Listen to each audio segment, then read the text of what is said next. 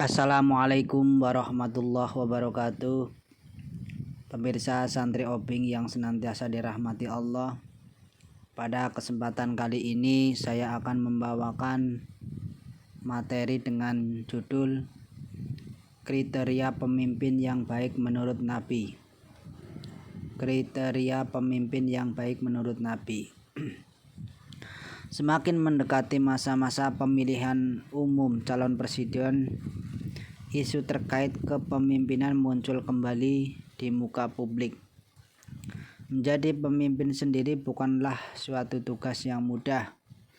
Ada tanggung jawab yang besar di balik kepemimpinan yang diemban seseorang.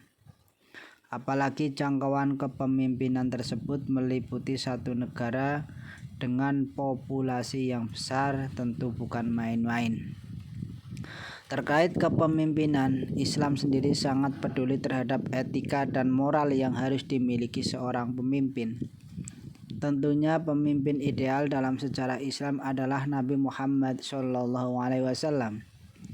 Dan untuk menakar kepemimpinan yang ideal, 3 dari 4 sifat Nabi wajib bagi para nabi dan rasul, berupa sidik, amanah, fatonah, dapat menjadi landasan kriteria pemimpin yang baik. Apabila melihat kepemimpinan dari sisi hadis, Nabi Muhammad SAW sendiri pernah menegaskan salah satu sahabatnya untuk tidak meminta jabatan. Ucapan ini terekam dalam hadis riwayat Al-Bukhari yang mempunyai arti dari Abdurrahman bin Samurah.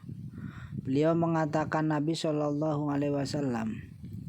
berkata kepadaku, "Wahai Abdurrahman bin Samurah, janganlah kamu meminta jabatan. Sebab jika kamu diberi jabatan dengan tanpa meminta, maka kamu akan ditolong. Dan jika kamu diberinya karena meminta, maka kamu akan ditelantarkan. Dan jika kamu bersumpah, lantas kamu lihat ada sesuatu yang lebih baik, maka bayarlah kafarat sumpahmu dan lakukanlah yang lebih baik." Hadis riwayat Imam Bukhari. Terkait mana hadis tersebut, Al-Mawali dalam Zohiroh Al-Uqba mengomentari, makna hadis tersebut adalah siapapun yang meminta kepemimpinan dan dikabulkan, maka Allah akan menghilangkan pertolongan karena kerakusannya. Adapun lafal hadis, dan jika kamu diberikan kepemimpinan tanpa diminta, maka kamu akan mendapatkan pertolongan. Maksudnya adalah Allah akan menolongmu dan mengilhamimu dengan kebenaran, sehingga kamu dapat bahagia di dunia dan akhirat. Dari hadis di atas beserta penjelasannya, ada kriteria yang dapat kita tetapkan untuk memilih pemimpin di sekitar kita yang sedang mencalonkan diri. Sifat tamak dan rakus merupakan sifat buruk yang seharusnya tidak ada di dalam jiwa seorang pemimpin. Kerakusan dan ketamakan akan melahirkan kecurangan ketika menjalankan kepemimpinan, sedangkan pemimpin yang curang disinggung oleh Nabi SAW tidak akan masuk ke dalam surga. Selanjutnya adalah sifat amanah dan bertanggung jawab, merupakan sifat mendasar yang harus ada pada seorang pemimpin. Sifat amanah dan bertanggung jawab ini akan berpengaruh pada putusan yang diambilnya, pada pandangan dirinya ketika menangani kasus dan problematika yang menjadi tanggung jawabnya, serta memperhatikan kepentingan orang-orang yang dipimpinnya. Kemudian seorang pemimpin harus orang yang ahli.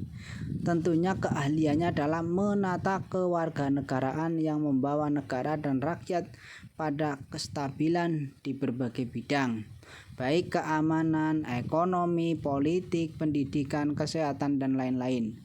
Memberikan kepercayaan kepada yang bukan ahlinya merupakan suatu tanda kehancuran. Sebagaimana hadis Nabi SAW, fa idza dhuyyat al-amanatu fangtadir as-sa'ata. Qala kaifa idza'atuha? Qala idza wussidal amru ila wairi ahlihi fangtadir as-sa'ata. Apabila sifat amanah sudah hilang, maka tunggulah terjadinya kiamat. Orang itu bertanya, bagaimana hilangnya amanat itu? Nabi SAW menjawab, jika urusan diserahkan bukan kepada ahlinya, maka tunggulah terjadinya kiamat. Al-Qastolani memberi penjelasan bahwa orang yang tidak ahli dalam hal ini adalah orang-orang yang tidak ahli dalam agama dan tidak ahli dalam menjaga amanah. Selain itu, Al-Qastolani mengutip perkataan Ibnu Battal terkait penjelasan hadis. Kemudian kriteria pemimpin selanjutnya yaitu yang dicintai dan mencintai rakyatnya.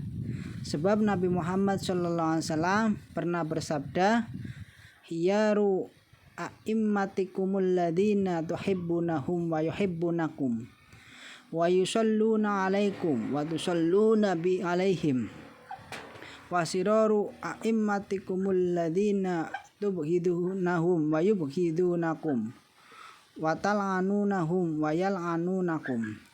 Sebaik-baik pemimpin kalian adalah orang-orang yang kalian cintai dan mencintai kalian. Kalian mendoakan mereka dan mereka mendoakan kalian. Dan seburuk-buruk pemimpin kalian adalah orang yang kalian benci dan membenci kalian. Kalian melaknat mereka dan mereka pun melaknat kalian. Hadis riwayat Imam Muslim. Demikianlah kriteria pemimpin yang dijelaskan oleh Nabi Muhammad SAW. Semoga kelak pemimpin kita khususnya di Indonesia menjadi pemimpin yang baik bagi kita. Amin ya rabbal alamin. Akhirul qouli wassalamualaikum warahmatullahi wabarakatuh.